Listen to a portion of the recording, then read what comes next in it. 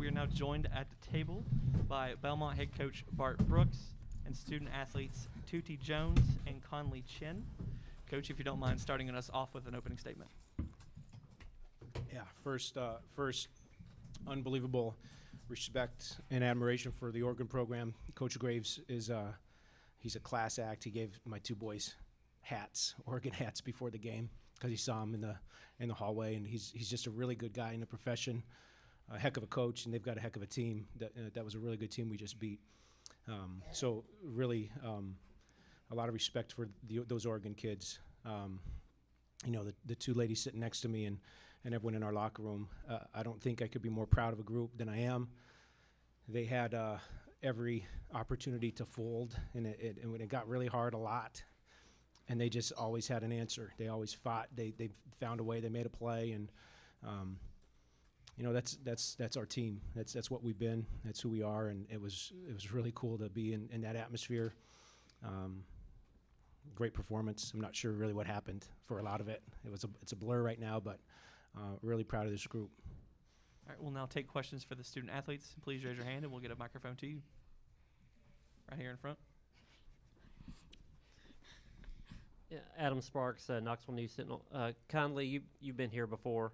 When you guys were getting down, what do you think past experience, what part did that play in you guys coming back?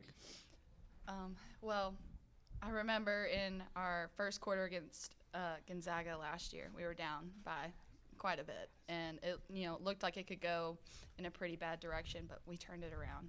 And we came together, we turned it around, and I had, honestly couldn't even tell that we were down by whatever we were down by, because just the fight in this team, like, they're never going to give up, and I'm just so proud of them. And the girls that came in off the bench and played those minutes in the second quarter to get us back where we needed to be, like, I'm so proud of them and just their hard work, and just this team loves each other, and we want to do better than we did last year. And, tougher team won today, and like Coach Bart says, and we really take that to heart, being the toughest team that we can be.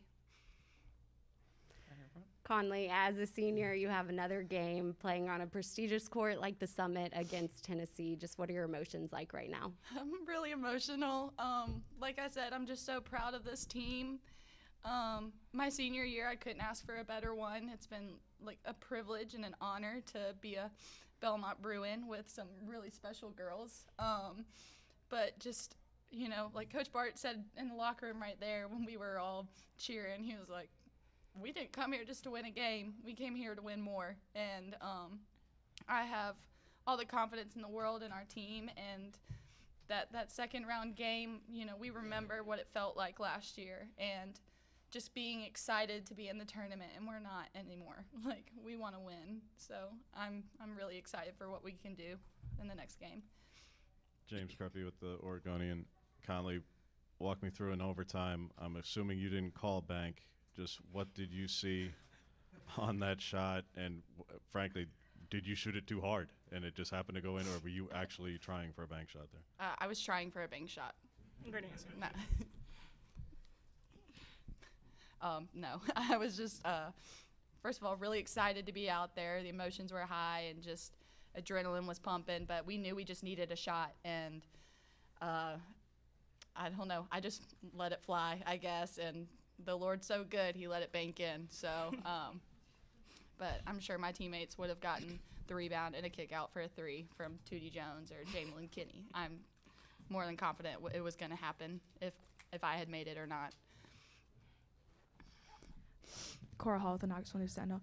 Tuti, you hit a last-second jumper at the buzzer in the first overtime period, I believe, and you looked like you were feeling yourself. But what was it like to have your shots and everyone's shots just hitting right when you needed them to down the stretch? It felt pretty good. I think that we try to tell each other, even though sometimes our shots aren't falling, that the next one is going in. So, just to see the ball going through the net, it was just so exciting, and it had our adrenaline rushing a lot. So it was just nice to see the ball go in. Anyway, bank or not, we'll take it. Tuti, it looked like going into the fourth, that maybe they were going to pull away, and it looked like that again in the overtime. The extra push that you guys got, fourth quarter, first overtime, second overtime. Where did that push come from? What was that? I think we were just feeding off of each other's energy. Like Conley said, it's just fight, and we know that if we can't do anything, one thing we can't control is our fight. So we just kept doing that. We kept playing together and feeding off each other. We have a question over here on the left.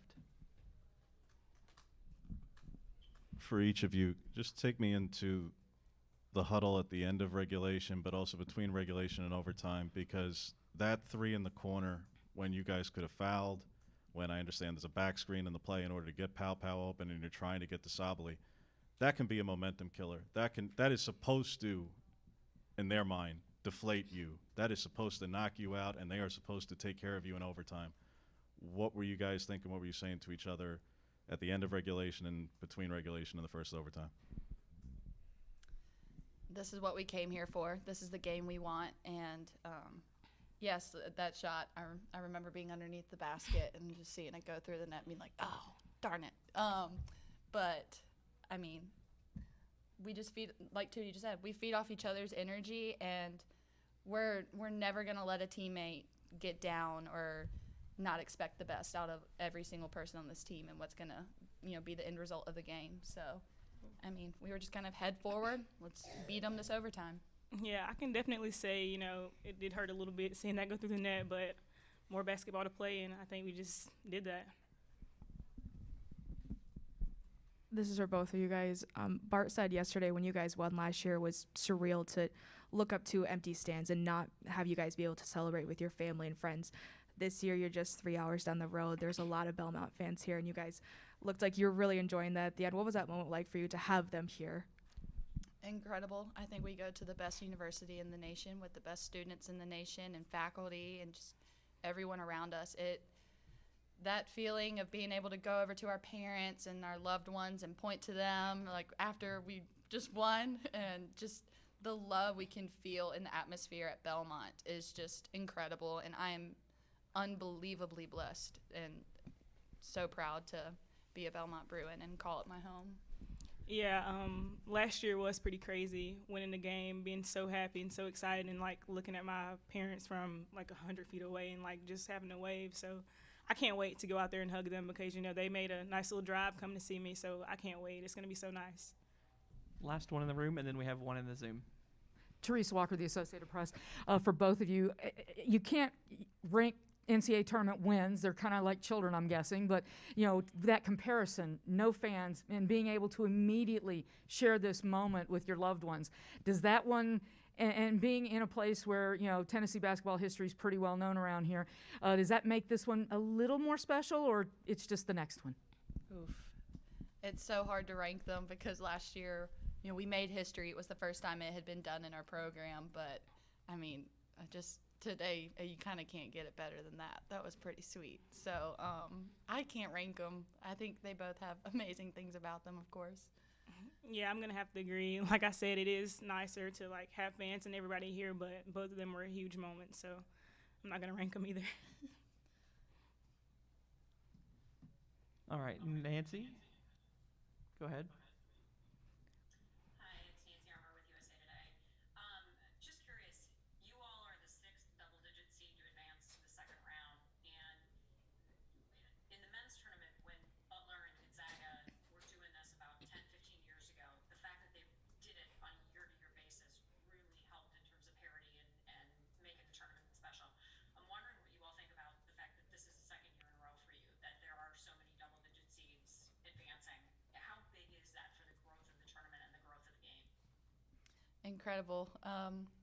Like we say in our half-court shots at shoot-around is when someone makes it, it's contagious. So I think whenever a 12 seed sees that other 12 seeds are doing it, it lights some hope up. And so I think definitely just knowing that it can be done, and it's pure heart and just guts to get out there and play against some of the best teams in the nation.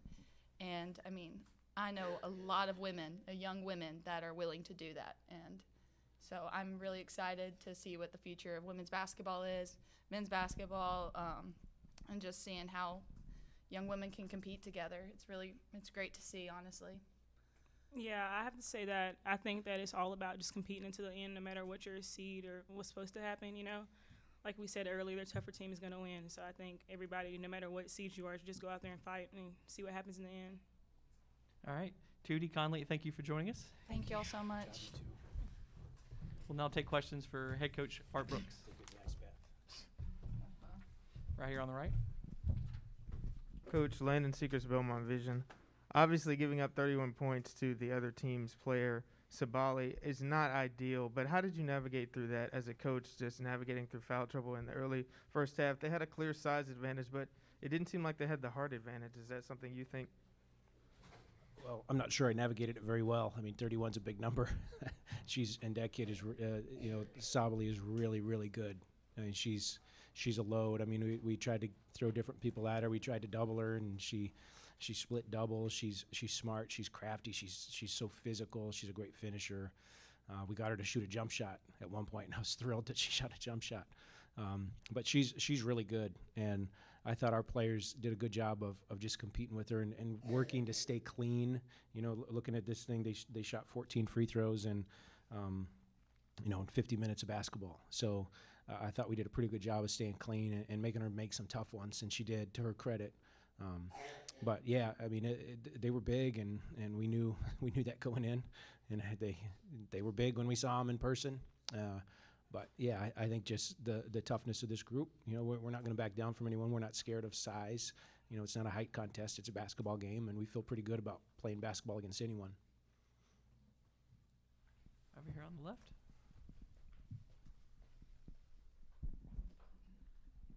Bart, as I was asking your players, can you speak to just your team's resilience is thrown around a lot. It becomes cliche. Metal is thrown around a lot. But when your best player goes down there with about 15 seconds to go in regulation and they hit a three the way they do, and they save themselves in overtime with game and season-saving blocks in the first, these are all things that a top seed is supposed to do and then pull away from you and put you to bed. How did your team keep responding to each one of these things? Yeah, I mean, you're right, that three, you know, we had 2 fouls to give, and we intended to use them, but I think the ball maybe just got inside quicker than we wanted, and once it got in there, we didn't want to foul a shooter at that point, and give them, I didn't feel good about us getting a free throw rebound with their size. So I thought our kids did an incredible job of the draining emotion of that moment, that three going in, of snapping out. We didn't snap out of it exactly. We gave up a layup on the jump ball, so we were still probably a little bit of a hangover from that moment. But I think we were down 6 at some point in that overtime, and Tootie Jones makes some big plays, and we get some stops, and see a shot go in. And I think this group has been in those moments. We've been in those situations, in our non-conference season a lot. That we were in those moments, and we didn't execute. We didn't have maybe the toughness that we needed to finish the game. And I think that's the growth of this group throughout the season. Why I was so excited to play in this tournament is because I felt like our team, we're so much better now than we were then. And for a mid-major program, people, I think that everyone says you have to schedule really good if you want to get a good seed. You have to schedule really good. Well, it's really hard to be really good in November and December. It's really hard to have your team playing really well at that time. And as teams go through the ebbs and flows of a year, we get to the end of the year and we're playing our best basketball. And this is where I think we can have a chance to play and compete with some of the best teams in the country. And I think we proved that tonight. Hey, Coach, Madison Hawk with WBIR TV. Back-to-back NCAA tournaments with wins in the tournament. Conley said they don't want to just make the tournament now, they want to win here. What do you think separates this team from maybe years past? Madison, it is great to see you. I'm not sure. I think we've got a really good mix of inside-outside balance. You didn't see a lot of inside today. I mean, they smothered our inside pretty well today. We were going to have to get our easy baskets in other ways today, and there weren't a lot of easy baskets to be had tonight. But I think this group, there is a chip on everyone's shoulder that I think probably everyone in that locker room feels like they were under-recruited, or that they could have played at a higher level, and we believe that too. And I think in our recruiting, when I got here, one of the things that that we really tried hard to do was recruit players who we believed wanted to compete at that level and had that competitiveness and that drive, but believed in us enough that we could take them to that level.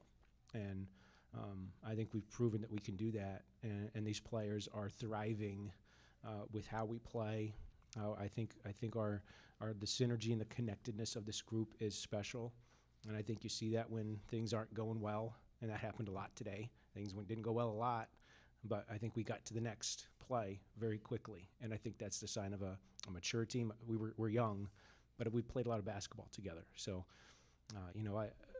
I just can't give these kids enough credit for just the continued effort they put in. I mean, it is really hard to get one stop against that team. They're really, really good offensively, and I just thought the multiple efforts that our kids made over and over today, that was the difference in the game. Last question in the room, and then we've got 2 in the Zoom. Andrew Hobner, KZI TV. Bart, not only did you guys get an upset, someone asked it earlier just about the amount of upsets we've seen in this tournament. Even some 14 seeds have chipped off almost a couple of 3 seeds. You mentioned the chip on your players' shoulders from being under-recruited. Do you think we're kind of entering the era now of more parity within the sport and just a more deep pool of talented players, that a program like yours can get players that probably could be at a Power 5 level? I hope so. I mean, I sure hope so. I think the exposure, I think the fact that this game was on national television and everyone could watch it, not just a regional market, I think that was huge. That, little girls who've never heard of Belmont, maybe, hey, that's pretty cool little basketball team they have. Maybe I'll look into that school. I think that's just good for the game to have that exposure. So I'm hoping that, I think the parity, I think there's a lot of mid-major teams that are good enough to compete with the big guys. There are. And doing it on a neutral floor, I think, was a really big deal for us, that we weren't, if we were in Oregon's gym today, I'm not sure it would have turned out the way it did. But being on a neutral floor, that's a big deal. All right, we've got time for 2 quick questions in the Zoom. Nancy, go ahead. Hey, Bart, Nancy Armour from USA Today. I wanted to follow up on that. 2 questions, actually. What do you attribute the rise in parity or the gap closing? Because we've really seen that in the last couple of years, kind of accelerating. And second, do you want to see the first and second round go away from home sites and go to neutral courts? Yeah, I mean, first question. I think there's good youth basketball around the country, and I think basketball is a lot more visible now than it was 10, 15 years ago on the women's side. And I think there's a lot of little girls that grow up seeing WNBA on TV. They see the NCAA tournament. You can watch a lot of games now, and I think that exposure has helped grow our game holistically. And the more good players you have, the more chance you have to get a good player if you're recruiting at all levels. So I think there's a lot more good players in the game than maybe there's been 10, 15, 20 years ago. And I think that's helped with the parity. I'm sorry, what was the second question? I'm a one at a time guy. You mentioned that if you... Oh, the home court stuff? Yep. I think the most fair way to run a tournament is to have neutral sites. And I think that's, obviously being a team that's never been, 12 seed's been the best we've ever gotten. Being a coach who's played in a lot of these tournaments as an assistant coach at DePaul, and then now at Belmont, I think this is my 4th NCAA tournament. We've had 2 neutral floors, and we've won 2 of those games. So, that's a big deal. And, I don't know. I think there's a lot of growth that still has to happen with the women's game. I think it's moving in a really good direction. But I tell you what, I'm excited to play Tennessee at Tennessee. I mean, it's going to be great. I hope this place is packed. I mean, it's going to be a great atmosphere, and it's going to be great for our players to have that opportunity as well. All right, well, there are no more hands in the Zoom. So, Coach, thank you so much for joining us. And good luck on Monday. Thank you, guys.